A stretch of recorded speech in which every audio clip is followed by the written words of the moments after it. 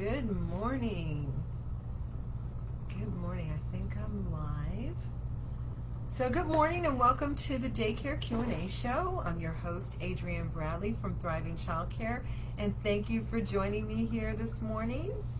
Today is July 3rd, 2024, and this is episode 41. So, I know I've been gone for a couple of weeks. I've got so much going on, you guys. And I just am trying to balance it all. I'm sure you can relate. But I'm so happy to be back. I have so many things to share with you this morning, so I want to jump right in. We'll have some questions later. After all, this is the Daycare Q&A Show. But I have a lot to share with you this morning. I just said that. So let me get started. Okay, so first of all, a few housekeeping notes. My dogs are inside. I know I've told you guys, I live in Southern California, and I live in the Valley in Southern California. And it's summer, y'all, and it's triple digits out here, so they can't go out. I almost can't go out. So they're in here. I tell you that every week just in case. I have one that's super quiet. She's super chill. But the other one, he might bark at any moment. So he'll startle me. So he might startle you. So I just want to make you aware that that could happen. Okay? All right. I have my laptop open over here because sometimes I can miss some things on this dashboard. I don't know why. It just don't work for me all the time. But anyway, if you are joining me live, and even if you're catching this on replay, please send me some hearts and likes, or say wave to me in the comments just so I can say hi to you. I think it makes it easier for me to see if you do leave a comment. Looks like everything's working right now, so it's all good. But yeah, let me know if you're watching this on replay. Maybe type replay in the comments, and just so I can say hi. I just want to say hi. And okay, so thirdly, and I do this every week. I know I probably don't have to, but I just want to remind you that the questions that we'll be getting into later, and the issues and the comments and the opinions and advice that I give here on the show are my own. They're either based on my own 22 years in the industry, having my own childcare business, running my own childcare business, dealing with parents, dealing with licensing, dealing with kids, or they're from someone who is in my immediate circle, my network of provider colleagues that I know and talk to, and something that they share with me. But this show is about finding solutions to common problems that we have as childcare providers. However, if something you hear here just doesn't fit your business model, doesn't fit your values, doesn't fit your vibe, then feel free to leave it, okay? Just take what works and leave the rest, okay? It's probably for somebody else, and that's fine, okay? I'm just here, and the show's just here to maybe give you a different perspective, because I know that sometimes we can get into certain situations, and depending on our temperament or our mindset at the time, maybe we don't handle it the way we wish we had handled it. And I know that's happened to me many times over the years, and I wish I'd said something else. I wish I had been more forceful. I wish something. And this is a space where we can, kind of get those things in our memory bank, so that if we're confronted with the situation again, or if we haven't been through that and it ever comes up, then maybe we have an idea of how we want to handle it. So that's what the show's about. But again, it is your business, and I don't have to tell you that. It is your business, and you run your business the best way that works for you and for your business. And if you hear something here that works for you, please run with it. But if it doesn't, just leave it, okay? All right, so let's see. I thought I saw a comment. Don't know where. See, I told you, this thing doesn't show me everything. Okay, if I missed you, I'll come back. Okay? Let's see. Let me see if I can see it over here. I don't know. I don't think so. Okay, I'll come back. When I see a comment, I will try and come back and see if I can see who it is. But hello, thanks for joining me here today. All right. And lastly, in case you have to leave early, it has been my goal to upload the video to our YouTube channel the following day. But life gets in the way. I'm sure you understand. Life gets in the way of life sometimes. And I'm kind of backlogged on that. So what I do is I leave the video here. So if you do have to leave early and you don't catch the whole episode, you can always come back here and finish watching it. And eventually it will be on our YouTube channel and you can get caught up over there, or maybe binge watch all of the other 40 episodes over there. And I would love it if you did. And please leave a comment if you did. I would love it if you would like and subscribe to our channel. That really helps us reach more providers and help them in case they're going through similar things. So, but if you have to leave early, totally get it. I know how busy you are. Just pop back over here whenever you can and you can get caught up. Okay, so let's see. Here's what's going on in the Thriving Childcare universe this week. First, today's episode is sponsored by the Rise and Thrive Club. That is our members-only community for childcare providers. And I would love it if you would click the link in the comments and go over and check it out. It is a space just for childcare providers, like I said, but it's a safe space where we have courses and workshops and exclusive product releases and our own community, and just a space just for us where you can get resources, you can get confidence and all the things that we need to run our business successfully. So I would love it if you would go over and check out the Rise and Thrive Club. The link is in the comments. All right. While I'm talking about exciting things, our weekly giveaway, I brought back the weekly giveaway some weeks ago, but this time it runs for the whole week. I used to do the giveaways just on the show here, but now our giveaways run all week, and there is a link in the comments where you can go over and get in on this week's giveaway. Now this week's giveaway will run till Sunday, and then we'll announce and send out notifications on Monday to the winners of this week's giveaway, and then it starts all over again. So go click the link after the show, click the link in the comments, and go over and check out what we're giving away this week. I can't remember what it is this week. I don't know. I can't remember. But it's something good. Something from our Thriving Childcare shop. I believe it's a resource that will help you with your enrollment. Okay, so go over and check it out after the show. And it's free. Just sign up for the giveaway and cross your fingers. And on Monday, you'll find out if you are a winner. All right? Let's see. Looking at my notes here. Okay. So I made it through all the announcements. Okay, so we're going to get into some questions, but before we do, I typically go to our planner. Oh, that's what I had to tell you. Okay, before I go to the planner, which you can see right behind me, there's our Stripe version. That's the Provider Planner and Organizer, which is a planner specifically made for childcare owners, and I'll talk about that, and I'll talk about what's going on. Well, I want to talk about that now. I'm all over the place this morning. So the new version of the planner is coming out next month, and I am so excited about it, you guys. I really listened, and we've incorporated things in this planner, in this version. This is the 6th version of the planner. I can't believe it. I can't believe that we've been around for this long with the planner. But each and every version, it just gets better and better and better.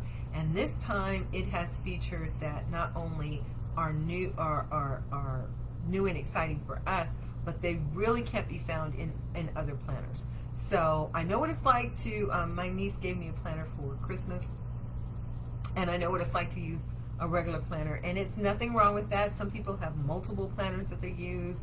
I think in January I shared with you my stack. I have a planner stack, so there's different types of planners that I use throughout the year. But this provider planner is specific to our profession and will help us be better at time management, help us to create that work-life balance that we want so much. So this planner really can be used for all of your planning, your family planning, your business planning, all of that. So I'm going to be talking about it more and more all this month, the different features. I'm even going to have some separate videos that I will walk you through and show you the new features. It's not available yet, but when it is, I think you're going to fall in love with it. And yeah, so I just want to let you know it's coming, and it's going to be exciting. And yeah, stay tuned to this space for that. All right, so let me go to the planner and talk about what's happening this week. So every week in the planner, it's listed out weekly different observances and holidays and events that we may or may not know about.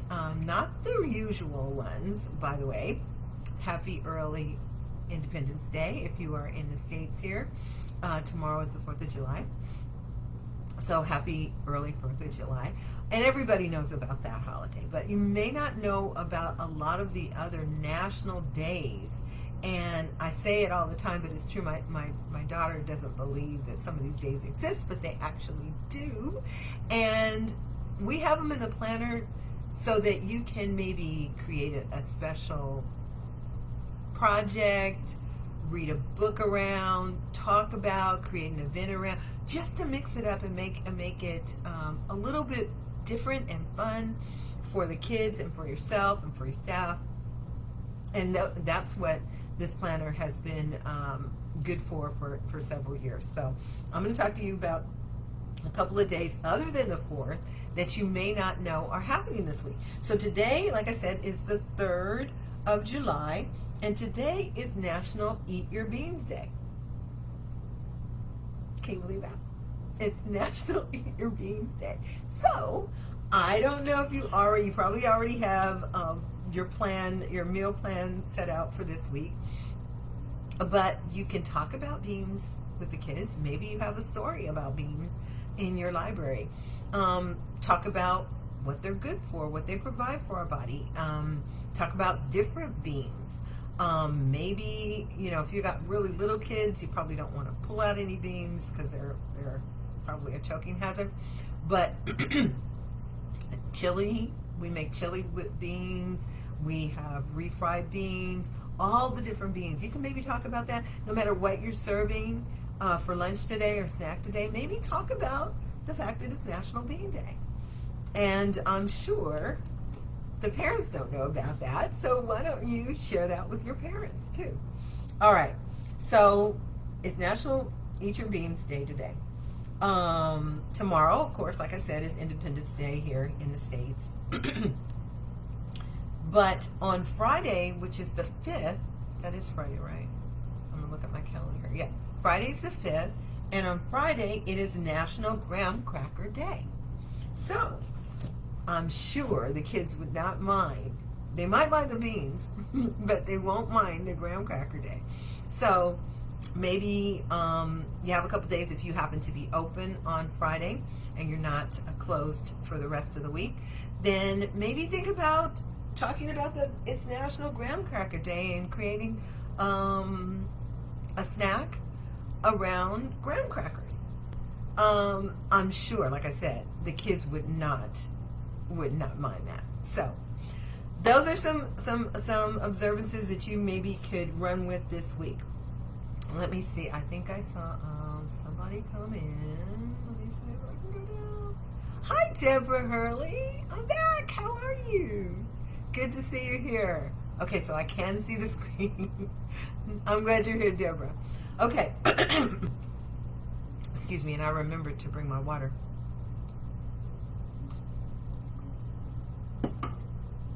Okay, so let's get into a few questions. We have a couple questions for today, but before I do, I have made it a habit to ask you a question. So today, the question is, what is your biggest pet peeve around childcare?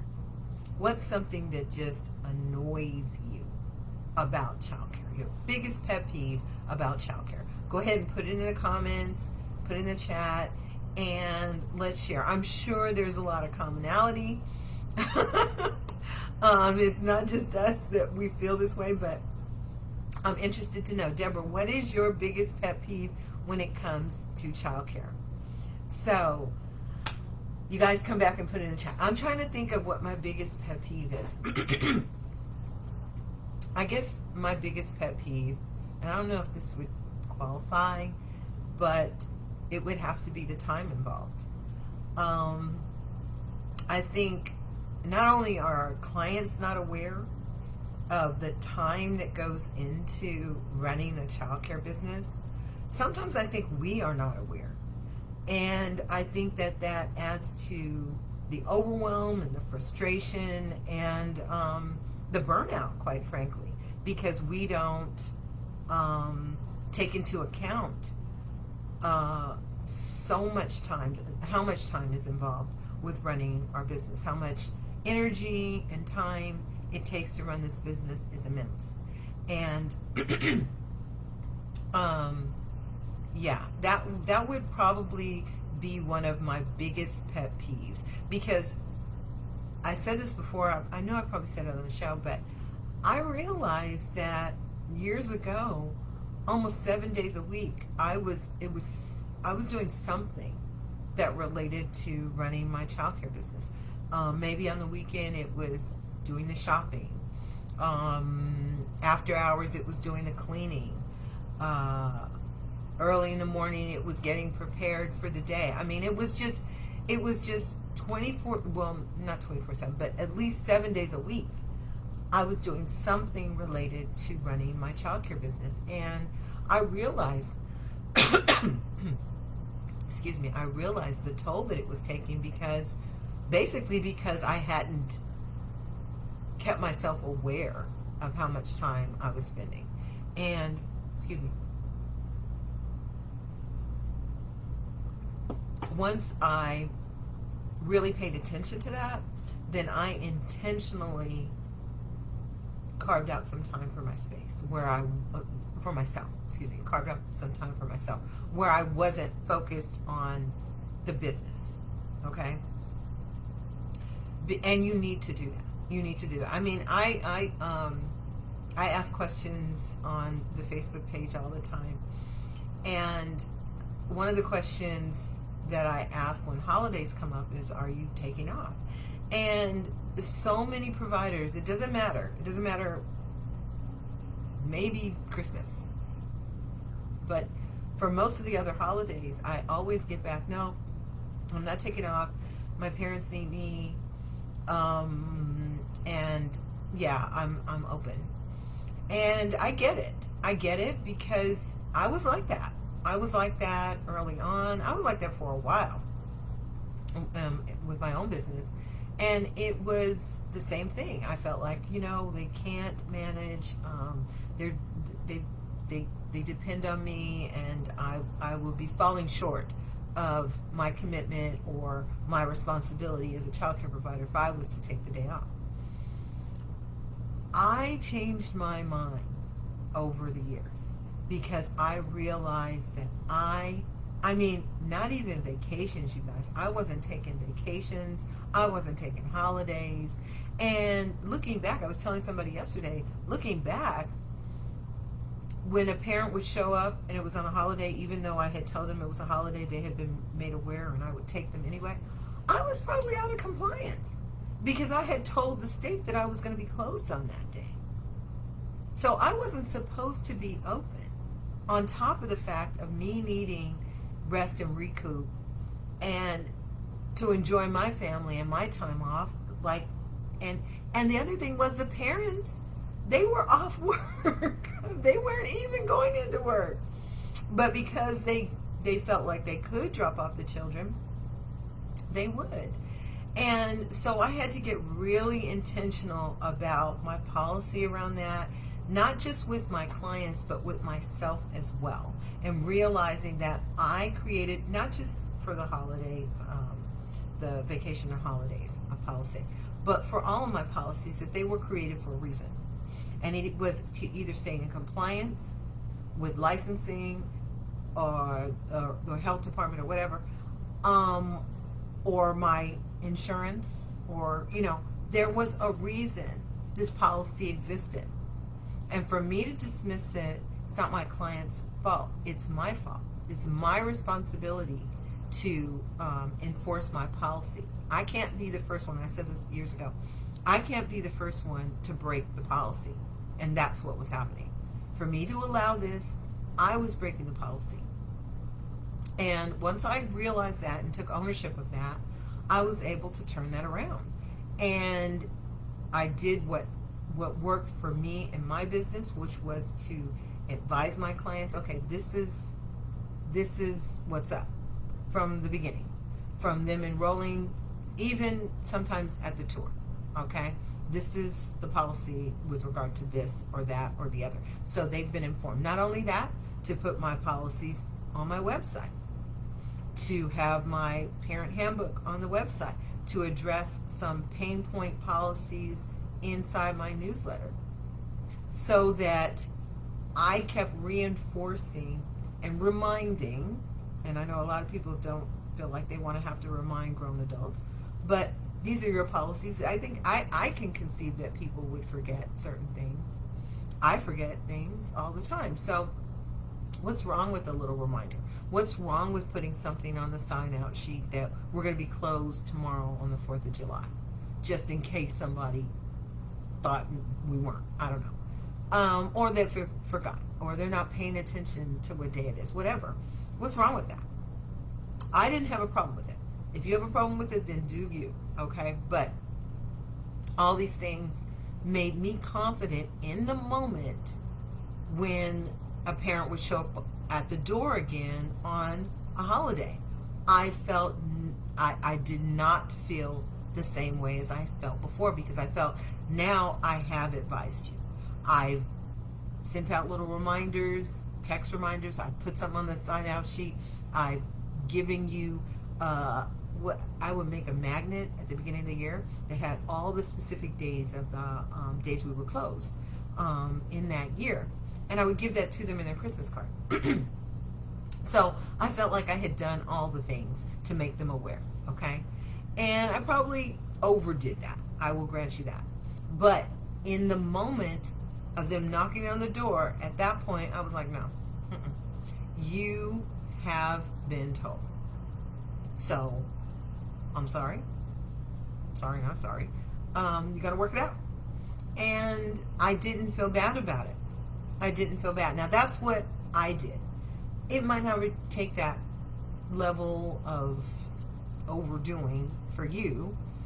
But I did what I needed to do to feel confident in the moment, in the situation that I was in. So that's my pet peeve. I know I went long with that pet peeve. Let me see. Did Deborah, what's your paper? Oh, Deborah said paperwork for the state. How could I miss that? Amen. Yeah.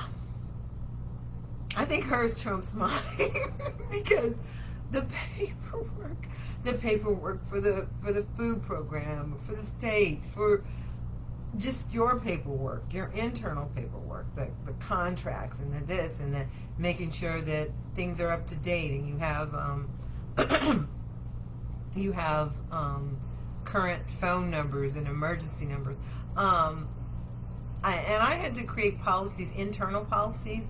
I told Denitra Scott I was going to talk about that either on the blog or someplace at some point, talking about internal policies and what they are, and why they're a good thing to have, but I had to develop my own internal policies to stay on top of this paperwork, because here in California, and I just say I'm in California so you know, so you have a understanding that I may or may not be in the state that where you're at, because all the states and counties can be different when it comes to the rules and regulations. But here, when the licensing analyst comes out, they typically ask you to pull a certain number of files that they can review. Now, I don't know if that's still the same. I'm pretty sure that it is, that they, or you could expect them to want to look at your files. And excuse me, for years I was terrified because I hadn't had time to go and update these files, and paperwork could be loosely in there and all this stuff, until I came up with an internal policy of how I maintained the kids' files and my staff's files, my own files, so that, and not only that, but how often I would go and review it and update it. So I came up with my own procedure for that, and I had a check-off list that was just for me. It was just for me. But it helped me stay on top of something that I just would avoid and then lament when I got that knock on the door, because I knew my files weren't up to date. But after I did that, the files were always up to date. And creating those kind of procedures and policies and internal policies, for yourself is something that, I don't know, but for me, it was a, I wanted to say comfort, but you know what I mean. It made me less anxious and actually less frustrated doing the paperwork, because I had a routine of when it was done, and it really just took minutes, because I would take maybe one file a week, make sure it was up to date. If it wasn't, send out an email, ask the parents for whatever the information was. I set up a habit of asking them to fill out the emergency card every year, so that I made sure I had the most current information, stuff like that. And that worked for me, because by the time that visit came, I knew I at least had 5 files that were up to date. So, but let me see. What did Deborah say? She said it drives me nuts. You know what? Like I said, I think yours trumps mine. But and I know you've been in business for a while, Deborah. I'm sure Deborah has her own internal policies on how to, or procedures, routines on how to deal with that, because it's something that we have to do, right? We have to actually get this done, and if we don't, it's going to be like me, where you're absolutely terrified of somebody coming, because you know that you haven't done what you needed to do. Whereas if you set up a routine for yourself, then you can make sure that you are ready most of the time. I'm not going to say all the time, because that's maybe pie in the sky, but most of the time, if you set up a specific routine for yourself that you adopt, and if you do this early, you're going to be ahead of all of us. But you can do it whenever, whatever part of your path that you're on. Realize that this is your business, and you need to do what's best for your business, what's best for you to run your business. And that's why I did not have a problem with the things that I did, and talking to other providers saying, oh, you do too much, why are you doing all of that? Well, okay, whatever's working for them, that's fine. That is absolutely fine. I just share with you what worked with me in case you might want to try it. Because what I was doing before was definitely not working, okay? The stress level was up to here, because I was not staying on top of things. But yeah, I definitely agree with you when it comes to the paperwork. It's not fun. Not fun times. Not fun times at all. Okay, so let's get into, we have a couple questions today. Let's get into some of the questions from other providers. I'm going to scroll up here. I've been able to see the the comments pretty well on this one, so I think I'm good. All right, so the first question says, hi Adrienne, how do I as a center director set the tone for the staff to take responsibility for what they need to do and not always rely on me? That's a good question. That's a good question. You know what? I had this situation, or I was confronted with it myself. And again, a lot of times I find, at least for myself, I need to see what my involvement is. Like, what have I done or not done that has contributed to us getting to this point? Okay, whether it's being behind in the paperwork or whether it's a staff issue or something. And I had this one time that I had hired an assistant, and she was awesome. She loved the kids, and I don't even have to say that. You guys know this because you probably aren't hiring anybody who doesn't love the kids. But she was just really, really good. She was one of the really, really good ones. I've had some that were not so great. But this one, she had the enthusiasm, and she was great. Now, here's where I fell short. So I hired her, she started, and you're not going to believe this. I have an app, a daily notes app, like most of us use. And you obviously needed access to the Wi-Fi to get on the app, right? Because I was paying for this app, so I was trying to use all the functions and come up with even my own. This is early on. The newer apps have a lot more functionality integrated and built in. But back then, I was just trying to find different ways to use it. I used it to communicate with the staff. I used it to communicate with the parents and all kinds of things. Send forms to them that they needed to complete. So anyway, but you need access, obviously, to the internet for the app to work.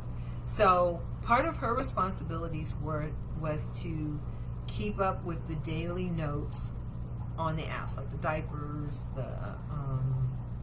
the meals, different notations that need to be input on the app throughout the day. Well, I obviously felt I was too busy to sit down for 5 or 10 minutes and figure out my Wi-Fi situation so I could give it to her, so on her phone she could access the app. Okay? This went on for at least a month, maybe more than that, I'm embarrassed to say.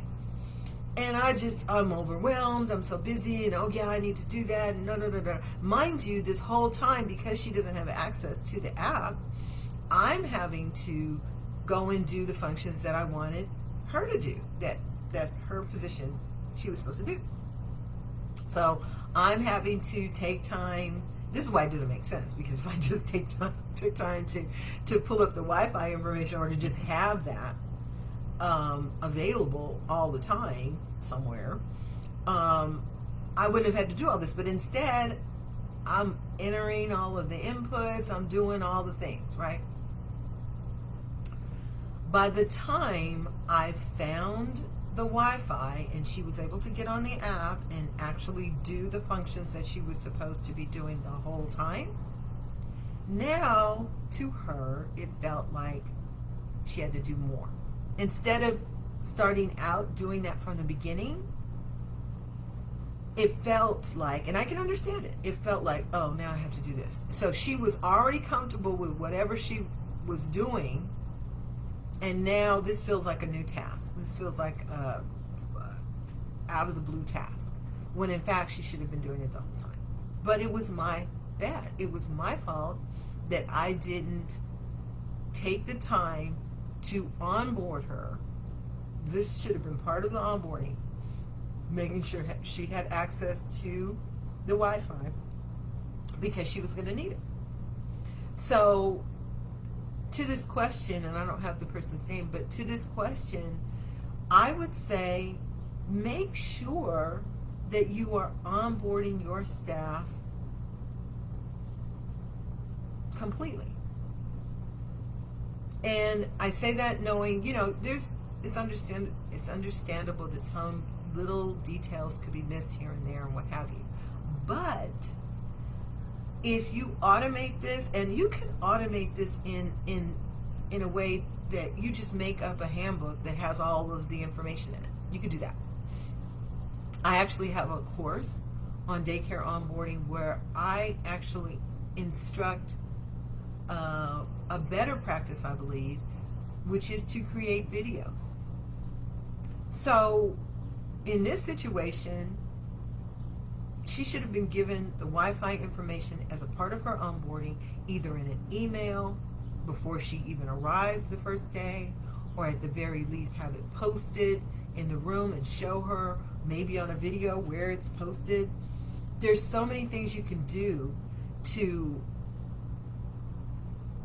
make your onboarding consistent, so that the next person you hire, you don't have to, maybe if you create the videos, and maybe that sounds like a big task for you to do that, but you can do that as you go along in your day. Okay, as you complete certain tasks, you can take a screenshot of it, or you can talk on screen, excuse me, and create short, I'm talking about 2-3 minute videos, no more than 5-minute videos, and have this so that the next time you have to train somebody, or if you have to refer this person back to understand the process, you can just point to this video. And you don't have to do it all over again. You have to say it all over again. You don't have to get frustrated by saying it over and over and over to them. You can give them access to the video. They can watch it, and they can, get that information that they need. So that's the first thing I would say. I don't know why I cough so much.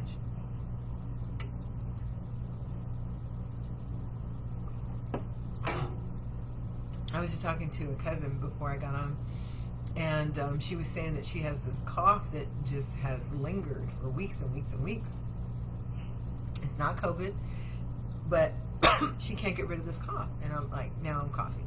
I think it's just because I'm talking too much, or talking a lot, not too much. So I would say, first of all, look at your onboarding. Make sure that you are giving them the information they need to be successful in their role. Okay, talking about your staff.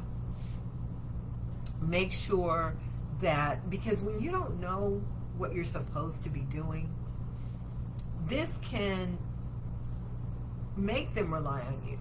This same employee that I'm talking about, the same assistant,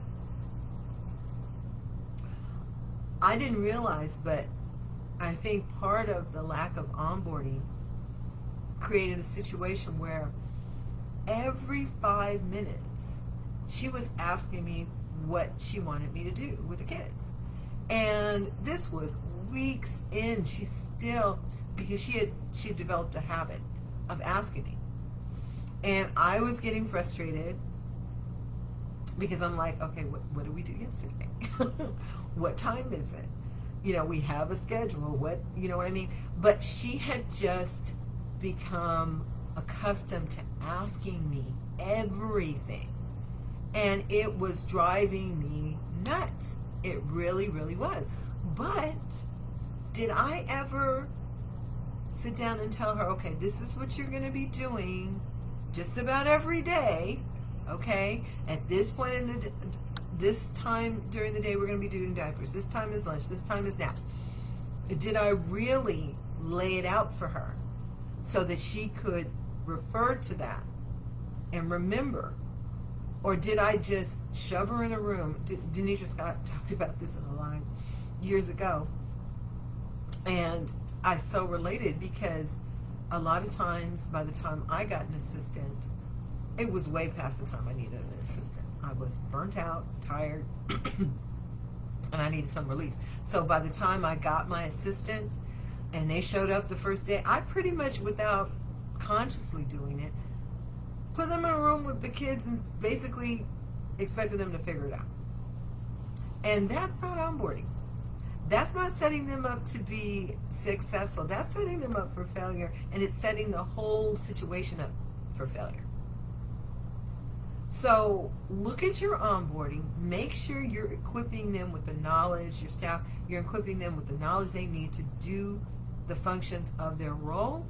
Make sure you're contributing to the confidence of them making decision making on their own based on their onboarding and the knowledge that they have, and refer them back to it. So if a staff member were to come up to you and ask you something that you know you've answered 55 times, refer them to their onboarding, refer them to their manual, refer them and tell them basically go research it. Because if they do that, perhaps they'll retain it, as opposed to them having a routine like my assistant did of coming to you all the time and relying on you, like you said, all the time to make these different decisions, to tell them what to do, to remind them of how to do something. Okay? If you have a solid onboarding system and process, then they should be able to do their jobs without constantly relying on your oversight, all of that. So look at your onboarding. See where you can tweak it. See where you can make it consistent. See where you can make it easier to find information so that they don't have to come to you and rely on you as much. That would be my advice. Deborah, what do you think? I'm not the only provider in the room. Deborah, let me know what you think. How do you instill confidence in your staff in making them feel competent in their role? And adding to what I just said, make sure you're allowing them to do the functions of their role. I mean, a lot of times I think, especially as business owners, we feel like we're the only one that can do this the right way. And so we undelegate. Here's a new word. We are supposed to be delegating certain tasks to staff members, assistants, teachers, whatever. But we'll undelegate it by feeling like we're the only one that can do it the right way, so we wind up doing the function. Okay, they're frustrated because now you've kind of taken away their confidence level of doing it, and you're frustrated because you feel like you have to do everything. Wherein, even if they do it and they don't get it right, you've got a baseline. You can go back and say, okay, well, next time we do the diapering with this next diaper, this is how we need to wipe off the surface. This is how we need to log the diaper. You know what I mean? Instead of doing it for them, which is what I was doing, right? When I didn't give her the Wi-Fi, I was doing all the functions of her job. Not all, but some of the main functions of her job. But look at your onboarding and see, is it enough information for them to do the job effectively? If it isn't, go back, rework that, add more to it. Maybe ask your staff, do you need more information than this? I've had a couple of processes lately that I had to learn in a different system, and the persons that were showing me how to do it, they had been doing it for a really long time, so they would run through it so fast. Have you ever had that happen? They run through it so fast, and they understand it, so they're not really understanding that you're going way, way, way too fast. Oh, how did you get to that? How did you get to that? And I'm computer savvy, but they're going so fast because they're comfortable in that environment, and they've been doing it long enough, it seems like nothing to them. Whereas someone coming in needs to go step by step and see where they're going, what they're doing, so that you can replicate it. Maybe in your training and your onboarding, it's not enough information for them to replicate it later by themselves. And that's why they need to rely on you to ask for help. So look at all of that and make it easier for yourself. I mean, creating those videos is actually making it easier for you too, because you'll have it for the next time. You'll have it to be able to refer them to, like I said earlier. But ask them, what else can I include that will help you? Okay? Let me see, Deborah says, I don't have a staff for family daycare, so I'm just stress-free. There you go. There you go. I had a family childcare, but, you know, I had a large family childcare. And for me, after 5 kids, I need help because I couldn't go to the bathroom. So after 5 kids, and actually in the state of California, I think it's after 7 kids, we have to have an assistant. We cannot be alone with the children. So it really does depend on your state, the size of your child care. But I get it. I totally get it. I totally get it. So yeah, so I would say, you know, look at that. Talk to your staff. Ask them what they need, what's missing, okay? Without feeling like you are beneath your role, okay? It's okay to ask them where they need help with so that you can provide that help, so then they don't have to rely on you as much. They're confident in their role, like I said. So I would start there, and then I would build on that. And hopefully they get to the point where they are confident and they don't have to rely on you as much. Okay, let me get to the next question before we run out of time. It says, hi Adrienne, how do I make my childcare more appealing to parents? I want to offer things that other businesses don't think to offer that helps me stand out. I love this question. I was just on a call with a client, and the last few days, maybe it was last week, and we were talking about something that I'm going to be talking more about. I'm going to be talking more about this. And I wrote it down, but it was called a seamless enrollment process. Okay? Now hear me out. So,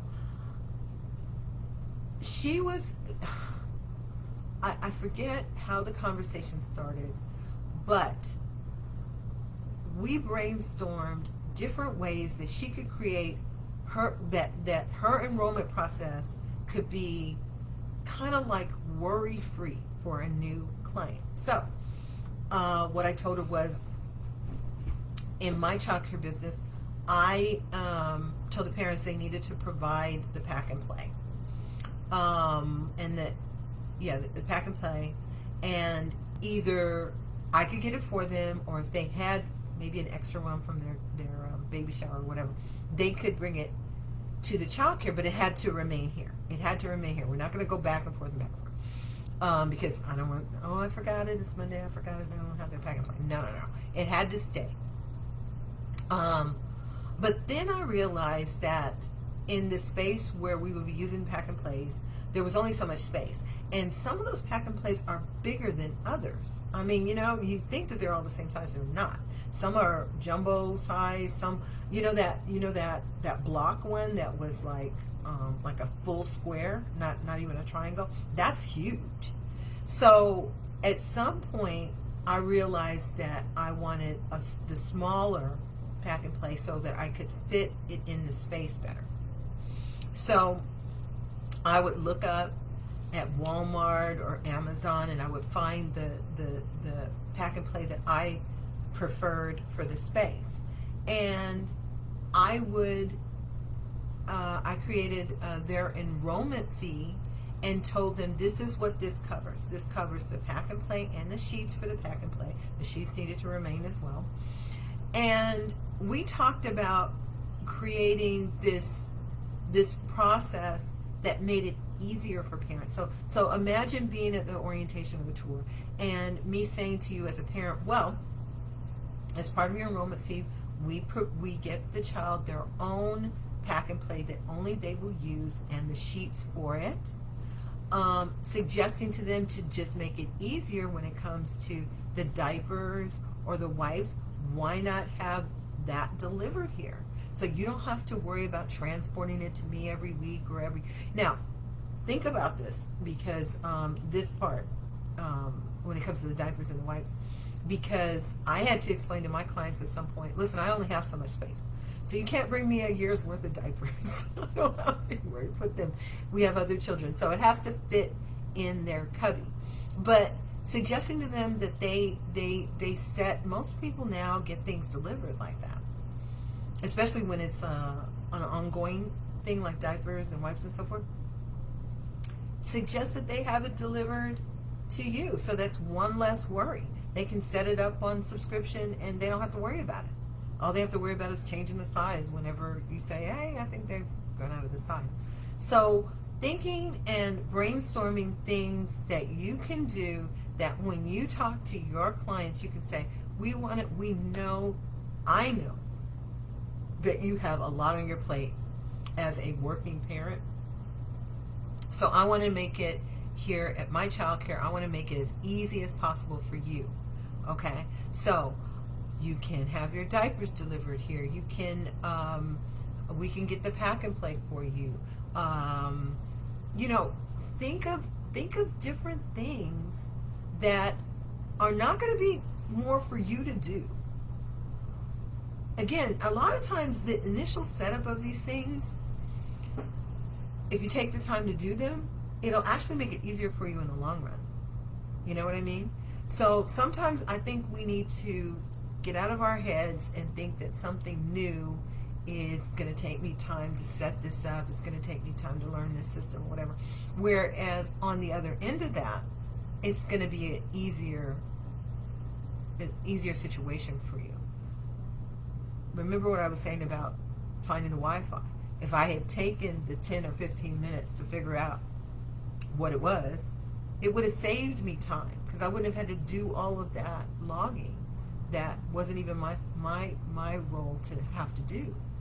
So I'm going to be talking more about creating what I'm calling a seamless enrollment process, because in this world that we're in now with UPK and the competition for free that it brings, I think our marketing and our unique business proposition, in other words, what makes our businesses unique, is what's going to help our businesses sustainable. Okay?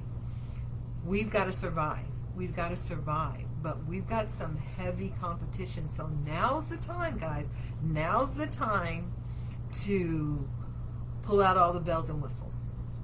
Okay? Why? Why should they come to you? What makes you different from the childcare down the street? Be able to articulate that. On the blog a few weeks back, I wrote about having an elevator pitch and why a childcare provider should have an elevator pitch. I mean, it sounds like this businessy type of term or task, but really it's just being able to, in the moment, explain to somebody the business that you have, the business that you run, and what makes it special. That's it. What makes it special? And the special should be aligned with the needs of who you're trying to attract. So what makes your business special to parents, where they should come to you? They should come to you. Why? You should be able to articulate that. And that's basically what I was saying in the article for an elevator pitch. It's a term that's been used forever, but if you were in an elevator, could you explain during that trip what your business is and what makes it unique? What makes it awesome? That's it. But these types of things are going to be what helps us to keep our businesses sustainable in this climate that we're in. And yes, it's different, and yes, it may not be what we've done before or even had to do before. And it might not affect everyone the same way. It probably won't. But we need to be able to market and understand that our businesses are businesses, and every business needs to be marketed and to that target audience that we're trying to attract.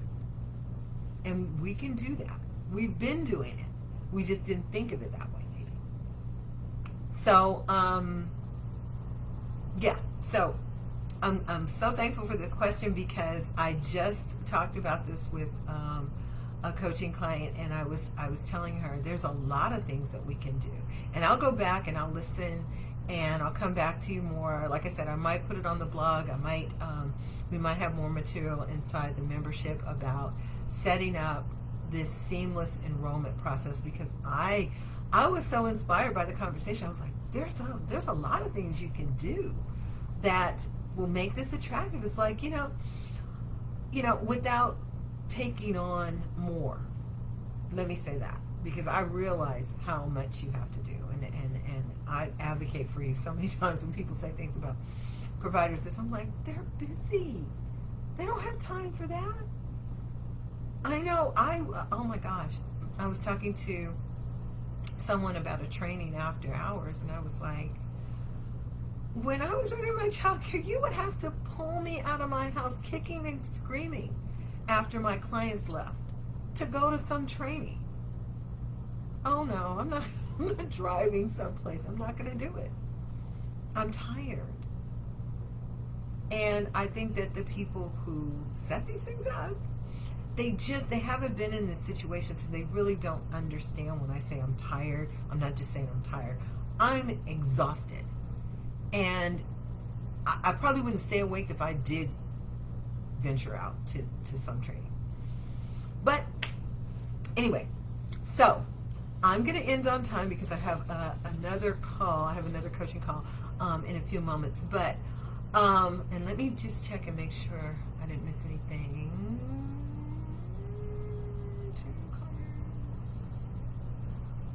Let's see. Okay, Deborah says she can have 8. I guess you mean you can have 8 children where you are without having an assistant. Yeah. See, because Deborah's in another state. She said that. She's in another state. So it's different everywhere. It really is. Let's see. She says, parent loves classrooms that look like a preschool. I sign 9 out of 10 every time. See, so she has her set up to where it looks like a preschool, and this appeals to her clients. So it makes it easier for her to convert or enroll them.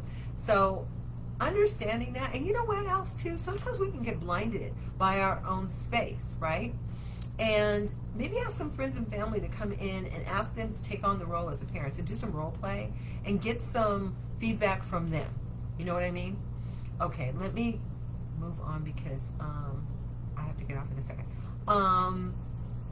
Deborah says, I need to figure out how to make a website too. Oh, okay. All right, well, we'll talk. But I've got to go.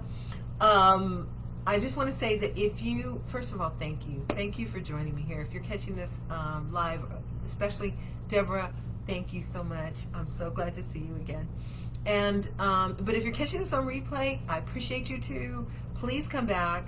And if you can't make the live show and you have a question, you can leave it at thrivingchildcare.com/what's-your-question. That's thrivingchildcare.com/what's-your-question. And whether you can make it to the show or not, I will address it on the next show. Yeah. And until next week, my name is Adrienne Bradley, your host of the Daycare Q&A Show from Thriving Childcare. And I can't wait to continue this incredible journey with you next week. Until then, keep thriving. See you next Wednesday. Have a great 4th.